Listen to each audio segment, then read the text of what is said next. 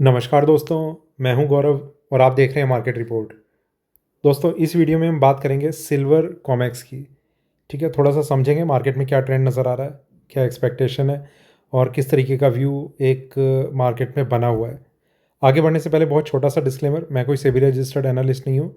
ये वीडियो सिर्फ educational purpose के लिए है, कोई रिकमेंडेशन नहीं है किसी भी स्टॉक, कमोडिटी, फॉरेक्स करेंसी में बाइंग या सेलिंग के लिए। आपको कोई भी ट्रेड लेना हो आप अपना एनालिसिस कीजिए या फिर आप अपनी किसी फाइनेंशियल एडवाइज़र से हेल्प लीजिए। बात करते हैं सिल्वर कॉमेक्स की। दोस्तों, चार्ट पे जो आपको नज़र आ रहा है ये 15 मिनट के टाइम फ्रेम पे सिल्वर कॉमेक्स का चार्ट है। यहाँ पर अगर हम थोड़ा सा पैटर्न समझेंगे ना, तो बहुत क्लियरली एक चीज़ इंडिकेट हो रही होगी आपको कि मार्केट जो था थोड़े टाइम पहले तक एक स्ट्रॉन्ग कंसोलिडेटेड रेंज में अपने आप को होल्ड किए हुए था। कहीं न कहीं मार्केट में हम कुछ लेवल्स को डिस्कस करते हुए आ रहे थे और उनकी इंपॉर्टेंस कैसे रही थी, उसे भी थोड़ा-सा आप समझते हैं। देखिए, जो हम डिस्कस कर रहे थे और जो मार्केट में हुआ है, थोड़ा-सा एक बार पहले हम उसे देख लेते हैं, फिर और अलग-अलग टाइम फ्रेम पे हम देखेंगे कि क्या पैटर्न बना हुआ है और आगे किस तरीके का इसमें व्यू रह सकता है। ठीक है? सबसे पहली चीज़ कि थर्सडे को मार्केट में क्या रहा? प्राइसेज़ यहाँ पर कंसोलिडेट करते रहते हैं, एक मार्केट डिप लेता है, यहाँ पर मार्केट का एक बाइंग ज़ोन होता है, प्राइसेज़ थोड़ा ऊपर आते हैं और कुछ बहुत ज़्यादा नहीं होता। बस ये कि बाइंग ज़ोन ने अपना काम किया और मार्केट में एक स्टॉप लॉस लेवल था या सपोर्ट लेवल कह सकते हैं उसे, स्ट्रॉन्ग सपोर्ट लेवल, वो मार्केट ने ब्रेक नहीं किया। तो बाइंग ज़ोन जो था वो बहुत इफ़ेक्टिवली काम करता रहा और कुछ हुआ नहीं। मतलब ऐसा नहीं कि मार्केट बहुत ऊपर चला गया हो, पर जो बायर्स जिन्होंने यहाँ पर बाइंग की होगी, उन्हें थोड़ा-सा बेनिफिट मिल गया होगा। अगले दिन के शाम तक मार्केट में कुछ नहीं होता। आप ये देख रहे हैं, ये दोपहर के 12 यहाँ पर बज रहे हैं, शाम के 6 यहाँ पर बज रहे हैं और उसके बाद वाला जो ट्रेंड है, वो बिल्कुल ही अलग तरीके से रिएक्ट करता है। यहाँ पर मार्केट थोड़ा-सा ऊपर जाने के बाद नीचे जाना शुरू करता है और उसके बाद थोड़ी-सी रिकवरी और मार्केट जो है क्लोज़ हो जाता है। ठीक है? अब इसमें क्या चीज़ इम्पोर्टेंट है? देखिए, एक तो ये कि वीकली सेटलमेंट की इम्पोर्टेंस होती है, ठीक है? ये मैं क्यों कह रहा हूँ? क्योंकि मार्केट का जिस तरीके का ट्रेंड था ना, उसमें अभी तक पूरे टाइम मार्केट में कुछ नहीं हुआ। जो कुछ हुआ, वो बिल्कुल वीकली क्लोजिंग से थोड़ा-सा पहले हुआ। तो कहीं न कहीं मार्केट को सेटल कहाँ पर होना है, इस चीज़ की इम्पोर्टेंस बढ़ जाती है। और जो लेवल्स हैं, उनको हम जिस तरीके से डिस्कस कर रहे थे, एक प्राइस हम डिस्कस करते हुए आ रहे थे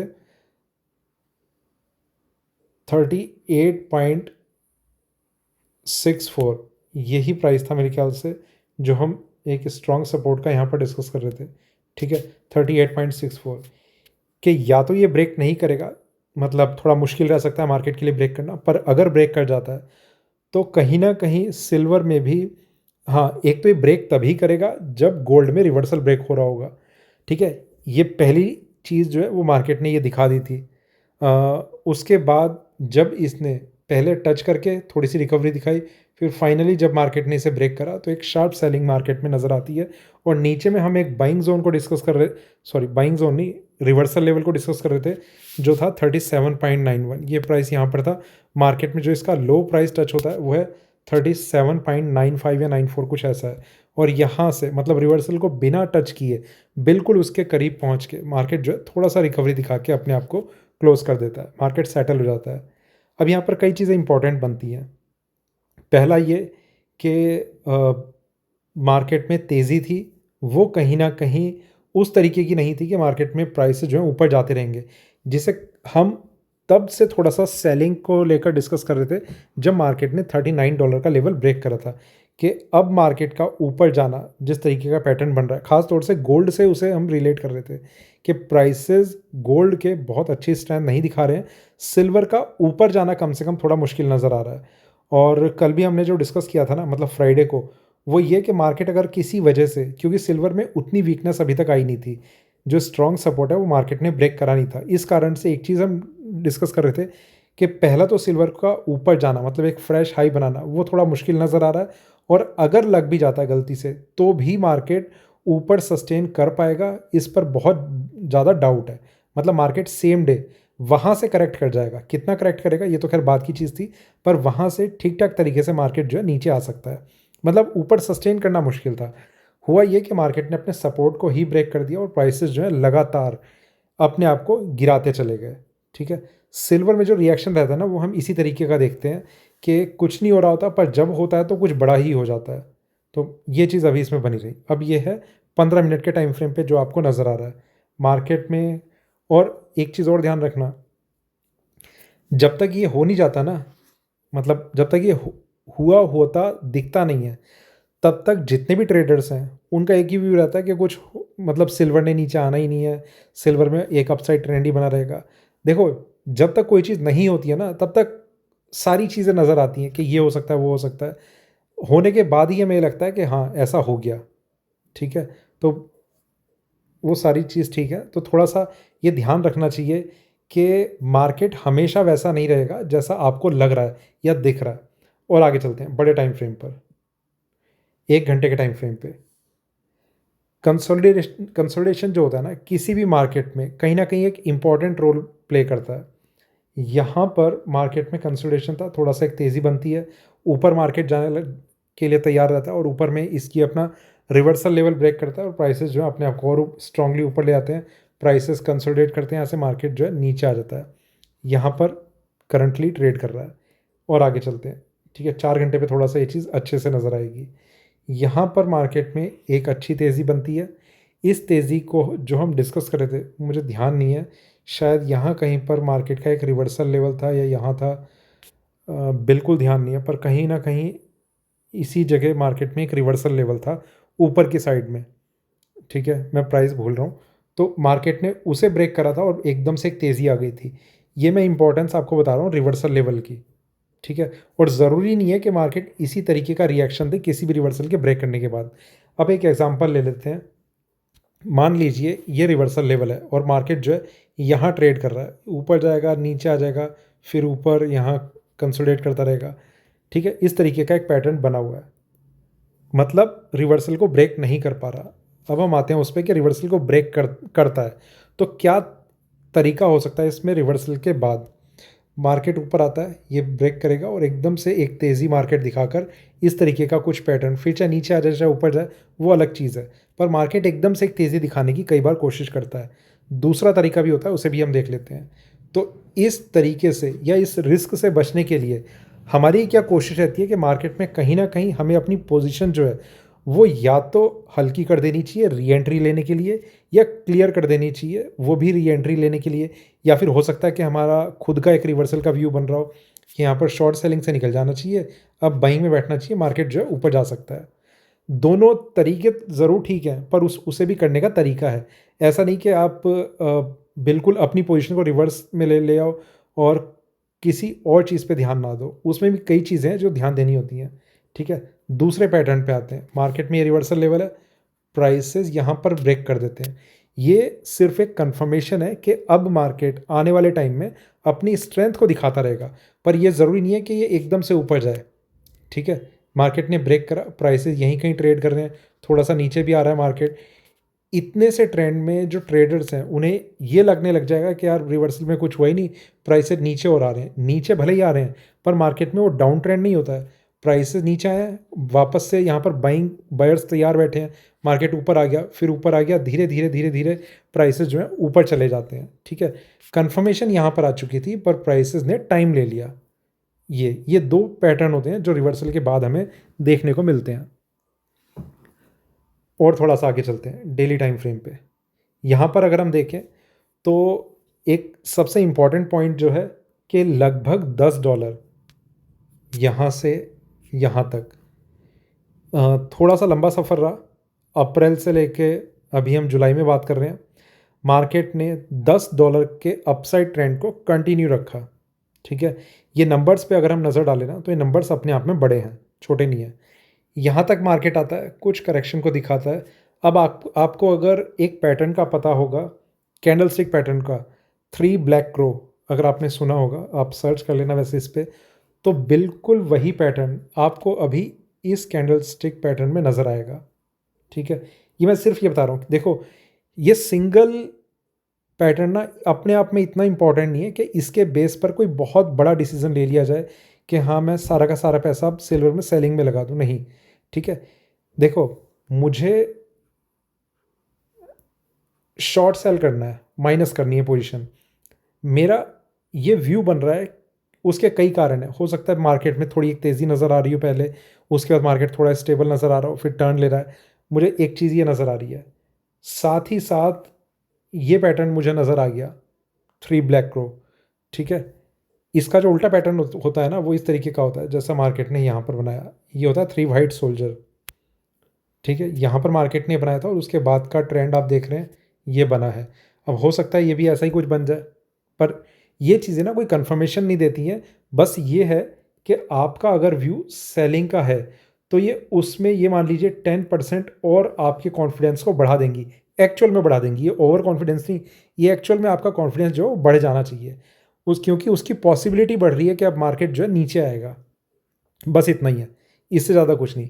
अगर और भी कोई चीज़ नज़र आती है जो पैटर्न में सेलिंग के प्रेशर को सपोर्ट कर रही हो, तो उसकी वजह से 10% और बढ़ जाएगा, ठीक है। इस तरीके से जब वो परसेंटेज आपके माइंड में चार्ट को देखकर इतनी हो जाती है 50% से ज़्यादा, तो कहीं ना कहीं आपका माइंड या जो भी साइकोलॉजी इस तरीके से काम करती है कि आपको सेलिंग के डिसीज़न लेने हैं।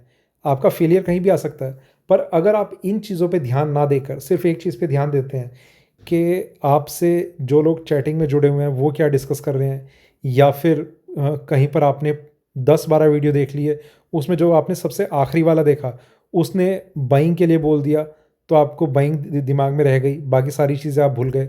और जिसने बाइंग को बोला भी है ना, उसने और भी कई पॉइंट बोले होंगे कि क्या क्या चीज़ें हमें ध्यान रखनी चाहिए, क्योंकि फुल प्रूफ 100% किसी को नहीं पता होता मार्केट कहाँ जाएगा। सिर्फ पॉसिबिलिटीज़ पे हम ट्रेड करते हैं कि मार्केट ऊपर जा सकता है, नीचे जा सकता है। वही चीज़ अभी हमें यहाँ पर नज़र आ रही है कि जो पैटर्न है वो कुछ इस तरीके का बना हुआ है। पैटर्न प्लस जो हम एक्सपेक्टेशन पहले से करके चल रहे थे कि मार्केट जो है अपना एक डिप लेगा, डिप कहाँ तक ले सकता है, उसमें हम एक स्ट्रॉन्ग बाइंग जोन को डिस्कस करते हुए आ रहे हैं। यहाँ पर ना गोल्ड जैसा पैटर्न नहीं है कि वहाँ पर जैसा हम देख रहे हैं कि स्ट्रांगली ओवरबॉट, और जो हमने कैंडल स्टिक पैटर्न को थोड़ा सा वहाँ पर देखा, यहाँ वहाँ जैसा पैटर्न नहीं है। यहाँ पर अलग है, गोल्ड में अलग है, पर कहीं ना कहीं गोल्ड में अलग रीज़न से मार्केट में एक सेलिंग प्रेशर नज़र आ रहा है, जिसमें सबसे इंपॉर्टेंट जो मैं समझ रहा हूँ वो ये कि मार्केट ने 4th टाइम अपने आप को बिल्कुल हाईएस्ट पॉइंट पे जो लास्ट मतलब हाईएस्ट लेवल था उसे ब्रेक ना करके मार्केट ने नीचे में रिवर्सल को ब्रेक किया है। ये सबसे इंपॉर्टेंट पॉइंट लग रहा है। बाकी सारी चीज़ें उसे सपोर्ट कर रही हैं। कैंडल स्टिक पैटर्न सपोर्ट कर रहा है, ओवरबॉट सिचुएशन सपोर्ट कर रही है। यहाँ पर जो हम देख रहे हैं सिल्वर में, सबसे पहली चीज़ कि सिल्वर में एक तेज़ी ड्यू थी, ठीक है। मार्केट ने ठीक ठाक तेज़ी दिखा दी है, जो अगर हम नंबर्स में समझें तो यहाँ पर जब $30 पे मार्केट था तब से लेकर $10 की तेज़ी आ गई है, मतलब लगभग 33% मार्केट जो है बढ़ चुका है इन 3-4 महीनों के अंदर अंदर, जो अपने आप में काफ़ी है, ठीक है। तो यहाँ से मार्केट का करेक्ट करना कोई बहुत अजीब सी चीज़ नहीं होगी, नॉर्मल है। मतलब ये जो चार्ट पैटर्न है उसका ये एक पार्ट होता है कि मार्केट में अगर इतनी तेज़ी आ जाए तो मार्केट करेक्शन दिखा सकता है। बाकी आगे आएंगे मार्केट में अगर रेजिस्टेंस ब्रेक होंगे तो हमारा व्यू भी थोड़ा सा ये देखने पर बनेगा कि मार्केट में क्या करना चाहिए। क्या बाइंग कर लेनी चाहिए अब कहीं पर, या फिर अभी वापस से थोड़ा और सेलिंग को वेट करना चाहिए, मतलब शॉर्ट सेलिंग के ट्रेड को थोड़ा हल्का करके। तो हम रेगुलर बेसिस पे उसे डिस्कस करते रहेंगे। वापस चलते हैं 15 मिनट के टाइम फ्रेम पे। अब उन लेवल्स पे हम थोड़ा सा नज़र डालते हैं और थोड़ा पैटर्न को समझते हैं। मार्केट में पहली चीज़ के पैटर्न एक अच्छी गिरावट को दिखा के क्लोज हुआ है, जो कहीं ना कहीं सेलिंग की सिचुएशन बनाने के लिए आपको मतलब थोड़ा सा इंडिकेट कर रहा है कि अगर पोजीशन बनाए तो सेलिंग की बनाए। कहाँ बनाए, ये एक पॉइंट आता है कि मार्केट में ये नहीं पता कि सेलिंग की पोजीशन बनानी कहाँ पर है। यहाँ पर बनानी है, देखो अभी तक आपने यहाँ बनाई है या यहाँ पर बनाई है या यहाँ पर बनाई है सेलिंग की पोजीशन, वो मैटर नहीं करता। सबसे पहली चीज़ ये है कि आपकी पोजीशन किस डायरेक्शन में है।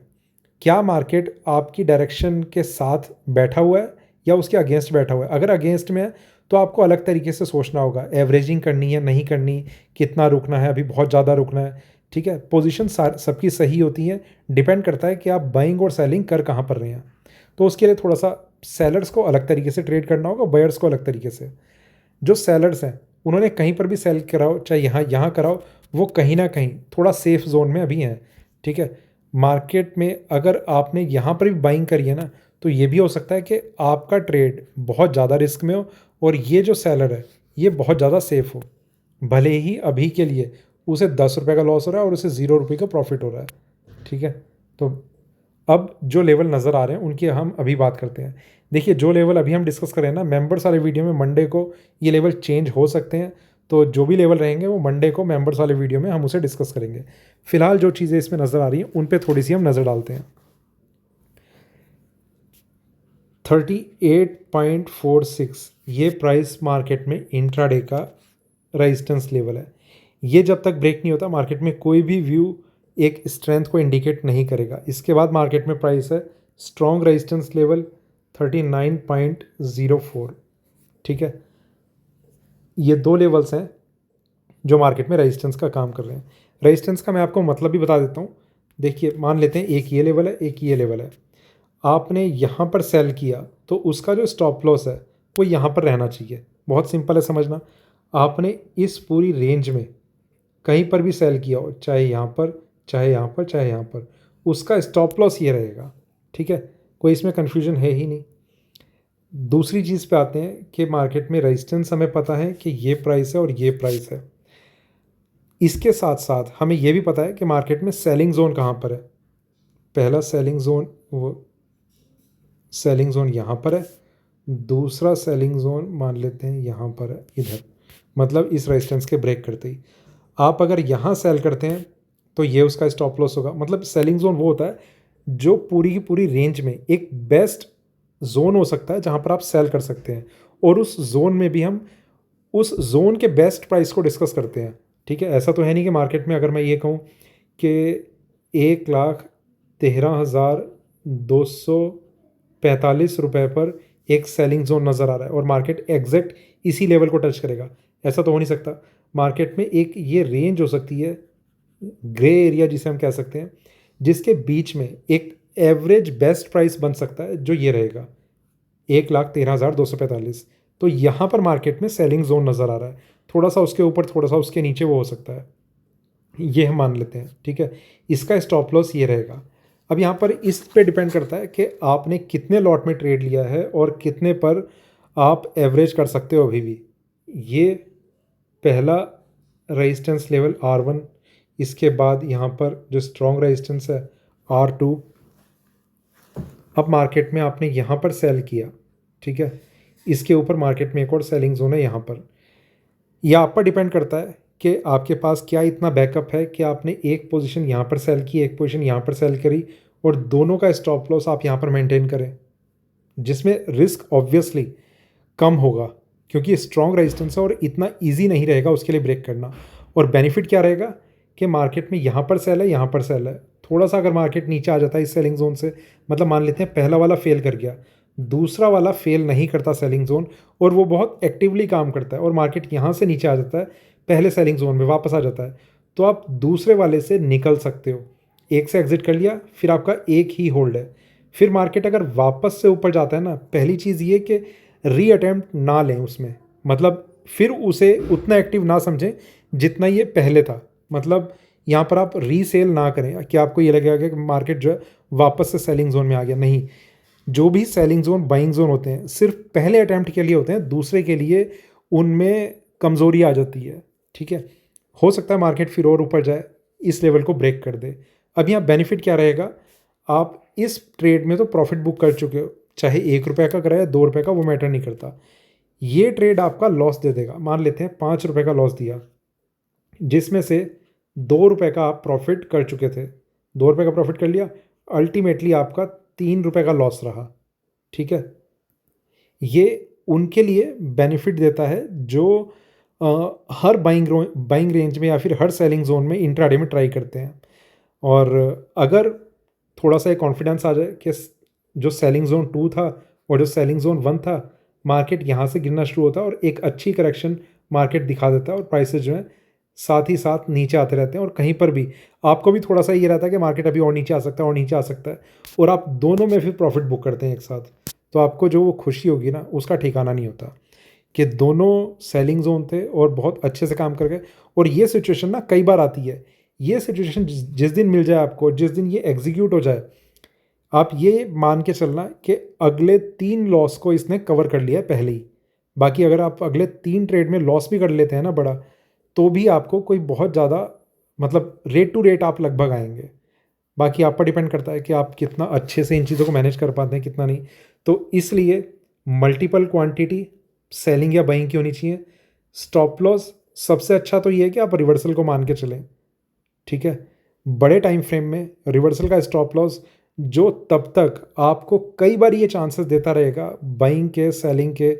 मतलब अगर मार्केट यहाँ पर रिवर्सल दिखा रहा है और प्राइसेस जो है इसके ऊपर ट्रेड कर रहे हैं यहाँ पर, जब तक ये रिवर्सल ब्रेक नहीं होगा, मार्केट आपके ट्रेड को 20-25 बार बाइंग से प्रॉफिट में क्लोज कर चुका होगा। इसी तरीके से इसका उल्टा, यहाँ पर रिवर्सल है ऊपर में, तो शॉर्ट सेलिंग के जितने ट्रेड होंगे, मार्केट ऊपर जा रहा है, नीचे आ रहा है, कुछ इस तरीके का पैटर्न बन रहा है, जितने भी सेलिंग के ट्रेड होंगे वो सारे आपको प्रॉफिट देते रहेंगे इंट्राडे में, ठीक है। मतलब अगर आप उसे होल्ड करके चल रहे हैं ना, यहाँ मैं आपको थोड़ा सा और समझा देता हूँ, ये वीडियो तो बहुत ज़्यादा लंबा हो गया, पर फिर भी शायद आपको कहीं ना कहीं ट्रेडिंग पैटर्न में आपकी हेल्प कर दे। ये सेलिंग रिवर्सल लेवल है। मार्केट में 3 सेलिंग जोन हम डिस्कस कर रहे हैं, पहला यहाँ, दूसरा यहाँ, तीसरा यहाँ। अगर वो रिवर्सल के नीचे हैं तो हो सकता है, एक हमने रिवर्सल के ऊपर भी डिस्कस कर लिया हो, पर उसे आप इग्नोर कर दें, ठीक है। पहला सेलिंग जोन यहाँ, दूसरा यहाँ, तीसरा यहाँ। मार्केट में ये आपका पहला ट्रिगर हुआ, दूसरा ट्रिगर हुआ, तीसरा ट्रिगर हुआ, और रिवर्सल ब्रेक ये कर नहीं रहा। मार्केट में प्राइस से नीचे आ जाते हैं। अब आपको एग्जिट करना है नहीं करना, यहाँ पर आपको देखना होगा कि क्या स्ट्रैटेजी आपको लेके चलनी है। तीनों को ही होल्ड करके रखना थोड़ा ज़्यादा रिस्की रहता है। आप एक से निकल गए, प्राइस से नीचे आ गए, आपका ये वाला ट्रेड होल्ड है, अब ये वाला ट्रेड होल्ड है, ठीक है। 2 होल्डिंग है, एक से आप ठीक ठाक तरीके से निकल चुके हो और दिन जो है क्लोज हो गया। अगले दिन आते हैं, मार्केट में हमने हो सकता है 2 सेलिंग जोन डिस्कस किए उस दिन, पहला यहाँ, दूसरा यहाँ। पहले में आता है, फिर दूसरे में आता है, मार्केट नीचे आता है, पहले में आप निकल गए, और हो सकता है कि आपको फिर ये लगे कि क्वांटिटी जो है वो ऑलरेडी 2 होल्ड है, अब यहाँ पर 4 हो चुकी हैं, तो एक से निकल गया हूँ, तीसरी से भी निकल जाना चाहिए, भले ही प्रॉफिट लॉस बराबर हो रहा है, तो ये आप निकल जाते हैं। अब ऐसा कर करके ये भी नहीं पता अभी कि मार्केट जो है ट्रेंड को ऊपर ले जाएगा या नीचे ले जाएगा। नीचे अगर वो ले जाता है तो आपको हर ट्रेड में, जितने भी आपने ट्रेड लिए हैं, सब में आपको प्रॉफिट हो रहा होगा। और अगर ऊपर जाता है तो मैक्सिमम आपके, मेरे हिसाब से मैक्सिमम 3 ट्रेड होंगे जिसमें आपको लॉस हो रहा होगा, ठीक है। तो ये मतलब मेरा काम है थोड़ा सा स्ट्रेटजी को आपको समझाना, कितना अच्छे से आप उसे एग्जीक्यूट कर पाते हैं वो आपको पता है। अब जो लेवल नज़र आ रहे हैं एक बार फिर से उन पे आते हैं। ऊपर में हमने रेजिस्टेंस लेवल डिस्कस किए, 2 जगह सेलिंग जोन है, पहला 38.33, दूसरा 38.74। ये 2 सेलिंग जोन है जो अभी के लिए मार्केट में काम कर रहे हैं। नीचे में जो लेवल नज़र आ रहे हैं उसमें एक प्राइस है 37.91, ये मार्केट में रिवर्सल का काम कर रहा है, ठीक है। इससे पहले जब रिवर्सल ब्रेक हुआ था तो उसे ठीक ठाक समय हो चुका है। मार्केट में ये ब्रेक तो कर जाएगा, पर अभी भी हो सकता है 1-2 दिन अभी और लगा दे, क्योंकि अभी तक अब पहले अटैम्प्ट में इसने अभी ब्रेक नहीं किया है। हो सकता है थोड़ा सा मार्केट रिकवर करके कंसोलिडेशन दिखाए, फिर ब्रेक करे, कुछ भी रह सकता है। पर इतना ज़रूर है कि मार्केट ने एक बार इसे टेस्ट करने की बहुत करीब आ गया है, तो ब्रेक करने के चांसेस तो बहुत ज़्यादा बन गए हैं। कब करेगा, कब नहीं करेगा, डेली मेरे पास अभी 100 सवाल आते रहेंगे, मैं उनका जवाब देता रहूँगा। पर उम्मीद यही है कि मार्केट इसे जल्दी ही, हो सकता है अगले 3-4 सेशन में मैक्सिमम, मार्केट इसे ब्रेक कर दे। तो कहीं ना कहीं वो सेलर्स के लिए एक रिलीफ होगा कि प्राइसेस जो हैं अब नीचे की तरफ ही मूव करते हुए नज़र आ सकते हैं। अब नीचे में जो लेवल नज़र आ रहे हैं ये रिवर्सल लेवल है यहाँ पर, जो मार्केट ने बिल्कुल ज़रा से मार्जिन से ब्रेक करने से छोड़ दिया। इसके बाद जो मार्केट में प्राइस अभी के लिए नज़र आ रहा है वो है 35.27। ये मार्केट में लास्ट सपोर्ट का काम कर रहा है। ये प्राइस अगर मार्केट में ब्रेक होता है तो कहीं ना कहीं सिल्वर का जो ट्रेंड है वो पोजिशनली थोड़ा निगेटिव हो चुका होगा, ठीक है। 2 जगह मार्केट में बाइंग जोन नज़र आ रहे हैं, पहला 38.05, ये मार्केट में पहला बाइंग जोन है जो मतलब बहुत स्ट्रांग मुझे नहीं लग रहा है पर्सनली। इसके बाद जो है वह 36.57, ये प्राइस है। ये अभी के लिए इंट्राडे में पोजिशनली एक लेवल अच्छे से काम कर सकता है। बाकी जब ये एक्चुअली ये लेवल आ रहा होगा तब ये लेवल यही रहता है या चेंज हो जाता है, वो हम रेगुलर उसके लिए एक अपडेट लेते रहेंगे। फ़िलहाल टेलीग्राम चैनल ज्वाइन करके रखिए, लिंक डिस्क्रिप्शन में है। और क्या क्या कहते हैं, चैनल सब्सक्राइब कर लीजिए, नोटिफिकेशन बेल आइकन ये सब आप करके रख लीजिए। मुझसे ज़्यादा यूट्यूब आप जानते हैं, तो जो जो आपको करना है आप खुद ही एक रेस्पॉन्सिबल सब्सक्राइबर बन के आप वो सारे काम कर लीजिए जो जो आपको करने चाहिए। बाकी मिलते हैं मंडे को सिल्वर के लेवल्स के साथ। धन्यवाद।